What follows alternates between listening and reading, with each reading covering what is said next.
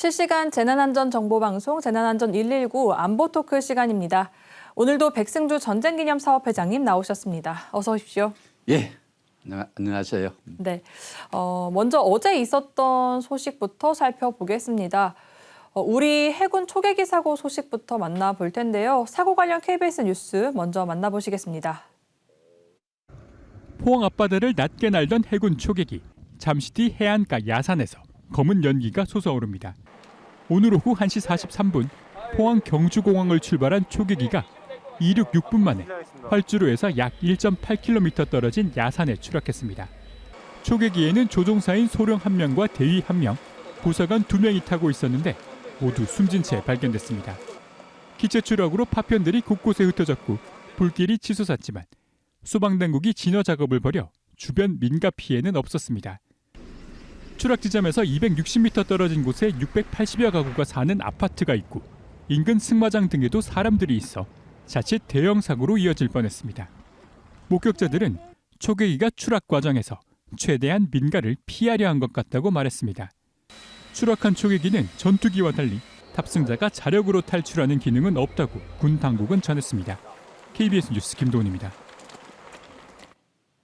4명이나 순직한 안타까운 사고입니다. 이 사고로 희생된 분들의 명복을 빌고 유족들에게 다시 한번 위로의 말씀을 전합니다.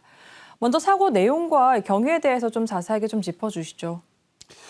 예, 먼저 유족과 또 순직한 우리 장병들의 명복을 빌고 유족들의 슬픔을 함께합니다.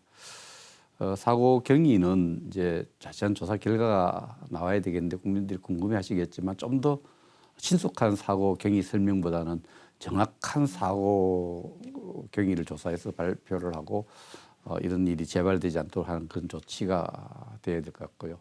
지금 언론에 보도된 내용 또 TV 보면 이륙 직후에 한 6분 정도 만에 이렇게 그 사고가 난 것으로 봐서 우선 경험칙으로 보면은 그 정상 비행을 위한 여러 가지 계기들 또 부품들에 대한 점검 이런 장비 점검이 조금 소홀하지 않았나 이렇게 추측해 볼 수 있는데 그러나 최선을 다해서 임무를 수행했을 것이기 때문에 이런 부분에 좀 더 살펴봐야 될 것 같습니다.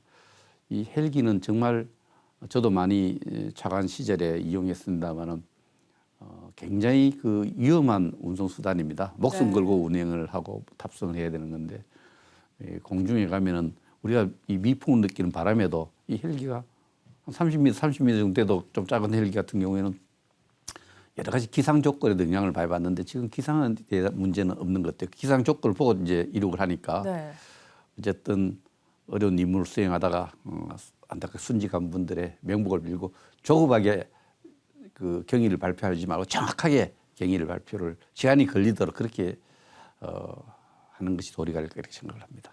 그렇습니다. 무엇보다 이 사고 원인을 정확하게 좀 조사해서 좀 발표하는 게 가장 중요할 것 같은데요.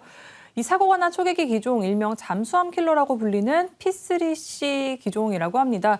해상 초계기였는데 어떤 임무를 주로 수행하고 있었나요? 우리가 이제 물 위에 떠 있는 바다에 떠 있는 배를 수상함이라 그러고요. 바다 밑에서 또 물 밑에서 활동하는 것을 잠수함이라 그러는데 잠수함 역사가 꽤 오래돼요. 그 나폴레옹 전쟁 때부터 운용을 시도했고 1, 2차 세계대전, 특히 1차 세계대전 때 위력을 발휘했는데 이 잠수함의 군사적 가장 큰 장점을 은밀 기동이라 그래요. 움직이는데 남이 눈치를 못 챈다, 파악을 못 한다, 식별을 못 한다. 은밀 기동을 하는데 그래도 상대방에서는 은밀히 들어와서 공격하려고 하니까 찾아야 될 거잖아요. 찾는데 가장 적합하도록 개발한 그 장비가 이번에 추락한 초계기입니다. 이 초계기인데 이 은밀 기동을 찾기가 참 힘들어요. 어떻게 찾겠어요? 98년도에 아마 이런 뉴스 기억날지 모르겠는데 조 아나운서님 기억을 못할지 모르는데 찾기 힘드니까 북한이 잠수함을 동해에 보내갖고 운용했는데 우리가 이 꽁치를 잡는 어선 선장이 발견을 했어요. 그물에 걸려가지고 우리가 군 장비가 그걸 찾지 못하고 그 꽁치 잡는 배가 발견을 했거든요. 이게 300m, 심도 300m, 600m 대에서 주로 활동하는데 그럼 찾기가 힘든 거예요. P3C는 여러 가지 수중에 있는 잠수함이 움직이는 걸 찾기 위해서 거기다 많은 레이더를 쏘서 받는 이런 장비들도 있고 때로는 그 밑에는 잠수함의 움직임이 포착이 되면은 거기다가 그 폭탄을 떨어뜨려서 잠수함 놀라게 해서 올라오도록 하고 또 이런 우리가 갖고 있는 여러 가지 다른 정보망을 통해서 기동한다는 걸 알면 그 주변을 이렇게 검색하고 관찰하는 이런 임무를 써요. 또 만약에 이게 파악이 되면 그것을 공격해서 깔아앉히는 납포하는 이러한 역할인데 우리 이 배는 이 초계기는 럭키드 마틴이라는 미국 회사가 개발해서 있는데 우리가 95년도부터 이 락키드 마틴사로부터 16대 정도 구입해서 운용하고 있습니다. 참고로 북한은 큰 잠수함은 아니지만 작은 네. 잠수함을 많이 운용하고 침투 활동을 하고 있기 때문에 여기에 대비한 우리 측의 장비다 이렇게 보면 되겠습니다. 국방 안전을 위해서 정말 꼭 필요한 또 그런 해군 초계기가 아닐까 싶은데요. 이 P3C는 지난 2017년 3월 한미 연합 해상 훈련 중에 또 러시아 해군 잠수함이 출현하자 70시간 이상을 추적해서 결국에는 이 수면 위로 떠오르게 하는 또 혁혁한 공을 또 세웠다고 들었습니다. 그렇죠. 그 이제 물 속에서 활동하는 기간을 자망 기간이라 그래요. 굉장히 그 여러 가지 그 잠수함의 성능과 관련해서도 굉장히 중요한 기준점이 되는데 그 러시아의 잠수함이 울릉도 근해 동해에서 활동하고 이런 거 우리가 여러 가지로 파악해서 그걸 찾기 위해서 그걸 추적하기 위해서 이 초계기가 계속해서 추적을 한 거죠. 70시간 정도 추적. 70시간 짧은 시간 아니죠. 그렇죠. 70시간 정도 추적을 해서 이 러시아 함정이 결국 수명 못 자망하고 있다가 떠오르도록 하고 이것을 가지고 우리가 그 러시아에 항의하고 러시아가 인정했던 이런 군사적 어떤 하나의 성취 업적을 남긴 적이 있는데 참고로 북한의 잠수정 잠수함들은 네. 북한 노동신문이 밝힌 적이 있어요. 24년인가에. 우리는 59시간을 물이 안 뜨고 자망할 수 있다. 그리고 59시간을 우리가 3일 정도 되는데 네. 59시간 어디까지 올 수 있을까 이런 의심이 들잖아요. 네. 59시간 하면은 잠수함의 그 북한 잠수함 속도하고 따지면은 한 600km 내지 800km 정도를 이렇게 물속에 다닐 수 있으면은 은밀하게 못 갈 우리 전체 우리 그렇죠. 영토 영해에 다 돌아다닐 수 있는 거예요. 그래서 아무튼 이 우리가 북한이 잠수함 활동이 굉장히 많기 때문에 97년도 이런 거 이렇게 우리가 하나 찾았던 적도 있고 해서 이 P3C가 북한의 잠수함에 의한 은밀 기동에서 도발하는 그런 데 대한 활동을 해왔고 실질적으로 2017년도에는 러시아 잠수함을 찾았던 그런 업적도 만들었습니다. 네. 70시간이면 거의 3일간 추적을 해서 또 이 발견을 한 3일간을 거잖아요. 네. 이 선회하면서 그 추적했다는 것은 기록입니다. 대단한 좁은 공간에 그 뭐 주야 3일 가다 보면 굉장히 위험할 무릅쓰고 초계 활동을 했다리 볼 수 있죠. 네, 국방 안전을 위해서 정말 꼭 필요한 이 해상 초계기인데요. 아무쪼록 훈련을 하는 중에도 좀 안전을 항상 최우선으로 생각해서 이번 사고와 같은 안타까운 일이 다시는 발생하지 않았으면 좋겠습니다. 네, 화제를 조금 바꿔서 골든돔 얘기를 좀 해보겠습니다. 이 트럼프 대통령이 발표한 골든돔 구상 관련해서 파장이 계속되고 있습니다. 지난주 회장님이 잠깐 설명을 해주셨습니다만 이 골든돔의 개념에 대해서 다시 한번 좀 자세하게 설명 부탁드리겠습니다. 예, 골든돔은 트럼프가 만든 이름이죠. 이게 처음 있는 이름이 아니고 레이건이 한번 했던 우주를 기반으로 해서 아까 우리가 군사적 작전을 하는데 해상, 또 지상, 공중, 네. 공중을 넘어서 우주를 기반으로 해서 공격에 오는 무기를 어디에서 출발해서 어디 공격을 오는 것을 찾아서 그것을 우주에서 공격을 해서 요격을 한다 그래도 요격을 해서 요격 인터셉트 해서 파괴해버려서 자신의 안전을 지키는 건데 레이건 이걸 레이건 대통령이 80년대 했어요. 했는데 네. 이제 다시 트럼프 대통령이 이름을 트럼프가 금을 좋아한다 그래요. 골든 돔. 네. 그 이스라엘은 이걸 먼저 도움을 할 때 아이언돔에서 이렇게 했는데 이 골든돔을 통해서 미국을 본토를 공격할 수 있는 미국의 적대 세력으로 상정할 수 있는 게 미사일을 갖고 있는 데가 러시아, 네. 중국, 최근 와서 북한까지 이렇게 고려할 수 있는데 공격하는 것을 중간에서 공격을 못하게 다 파괴할 수 있는 구상을 밝히니까 누가 제일 긴장하겠어요. 공격하는 손을 다 묶어 놓겠다 이러니까 러시아하고 중국이 날린 거예요. 그렇죠. 러시아와 중국이 핵전쟁 하자는 거냐? 이게 자꾸 약속 위반이다. 네. 거기다 북측도 좀 끼어들어가지고 이 패권지향적인 공격전 준비다. 핵전쟁 시나리오 아니냐 이렇게 공격을 해서 이건 트럼프가 원하는 거예요. 트럼프가 이렇게 골든돔 하겠다는데 러시아, 중국, 북한이 침국을 지키면 재미가 없잖아요. 그렇죠. 이렇게 러시아, 중국이 제가 볼 때 전략적으로 말려드는 거 있는 거예요. 트럼프가 골든돔 하거나 말거나 하면 아무 재미가 없을 텐데 전략적으로 흥미가 없을 텐데 트럼프 이렇게 하겠다니까 러시아하고 중국하고 북한이 이제 굉장히 예민하게 반응하는데 예민하게 반응해서 끝나는 게 아니고 국가 재정 운영이 달라져야 되는 거예요. 그러면 이제 러시아, 중국이 뭘 해야 되겠어요? 새로운 공격 무기를 만들든가 네. 이렇게 해야 될 거 아니에요. 우주에서 요격을 피하기 위해서. 그럼 국가 많은 국방비라든지 재정이 골든돔 구상에 대비하는 쪽으로 가면 어떻게 됐어요? 경제 발전을 못 시키는 거예요. 그렇죠. 그러면 러시아, 중국이 타격이 크겠죠. 결국 80년대에도 레이건이 우주에서 너 무기들 다 부수겠다 이렇게 하니까 러시아가 그거 막는다고 구소련이 엄청나게 군비를 투입했는데 결국 그 경제력이 그 군사비를 못 충당하니까 해체된 거예요. 지금은 그 골든돔 구상에 러시아, 중국이 새로운 군사적 경제 돈을 들여서 대응하면은 러시아, 중국에 상당히 경제적 타격이 가는데 이거 트럼프가 바라는 거일 거예요. 어쨌든 트럼프가 떠진 골든돔을 또 구상에 대해서 네. 러시아, 중국이 반응하기 시작한 거예요. 그래서 이런 부분은 어쨌든 이 부분은 트럼프의 대외 전략에서 제가 볼 때는 중국과 러시아는 돈 많이 쓰게 하고 우방 국가들 있지 않습니까? 네. 옆에 있는 캐나다라든지 나토 이런 국가들이 그래도 우리가 지켜주려는데 여기에 돈 좀 같이 구상에 좀 참여하라는 이야기. 구상이 참여는 뭐겠어요?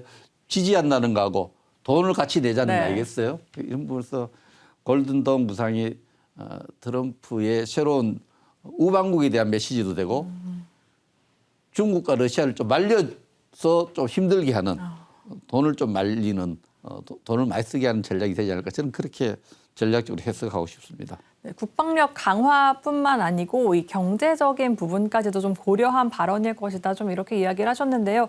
이 조금 전 말씀하신 것처럼 우방국이죠. 이 러시아와 중국 말고도 우방국인 캐나다에 대해서도 이 트럼프가 이야기를 했습니다. 뭐 이번에 캐나다에 대해서 미국의 51번째 주가 되면 이 골든돔이 공짜다. 그렇지 않으면 84조 원이 될 것이다. 좀 이렇게 직접적으로 이야기를 했는데요. 좀 이건 캐나다 입장에서 좀 어떻게 받아들여야 할까요? 트럼프가 나는 하고 싶은 거 다 할 수 있다 이런 하나의 메시지를 만들기 위해서 캐나다에 대해서 51번째 주가 돼달라가 캐나다 국민들이 난리가 난 거죠. 그냥 있지 않죠. 그래서 오히려 트럼프에 대해서 좀 반대적 입장을 가진 마크 카니가 이제 총리가 된 거죠. 그리고 캐나다는 또 영연방 국가이기 때문에 영국의 국왕도 캐나다 편을 들고 세게 들고 있어요. 그렇게 이러다 보니까 트럼프가 굉장히 당황스러운 거예요. 네. 캐나다가 이러다가 51번째 주가 아니고 미국의 구상에서 미국 우방국지에서 떨어져 나가는 거 아니냐. 네. 영연방과 함께 이런 불안이 있는데 트럼프가 이제 카드를 내민 거죠. 이제 그 골든돔 구상에 캐나다도 보호받을 수 있다. 그래 캐나다가 자국을 보호한다는데 러시아, 중국으로부터 보호한다는데 빠져나갈 수 없잖아요. 국민 네. 여론을 고려할 때. 그 마크 카니 총리가 뭐 다른 거 관세 논쟁도 있고 여러 가지 갈등이 있지만 그 골든돔에 우리도 한번 관심 있다. 이렇게 하니까 이제 트럼프가 또 잡은 거예요. 잡고 야, 그거 610억 달러 정도 드는데 빨리 들어와. 이렇게 하고 있는데 이제 610억 달러가 어디서 나왔는지 시간이 얼마나 걸릴지 몰라도 트럼프는 골든돔 구상을 통해서 캐나다 등 우방을 자기 편에 묶어놓고 네. 중국과 러시아를 조금 골탕 먹이는 이런 구상이 골든돔 구상이라고 볼 수 있어요. 협력 관계를 조금 더 공고히 하기 위해서 좀 캐나다에게 좀 이런 제안을 또 한 게 아닌가 좀 이렇게 그렇습니다. 해석할 수 있는 거죠. 예. 그렇습니다. 골든돔에 대해서 러시아와 중국, 북한까지 좀 반발을 좀 강하게 하고 있는 추세인데요. 이번에 말씀하신 대로 이 군비 경쟁이 계속해서 좀 가속화할 것이라는 전망도 나오는데 좀 어떻게 예측하십니까? 저는 군비 경쟁이 가속화될 수밖에 없다 생각해요.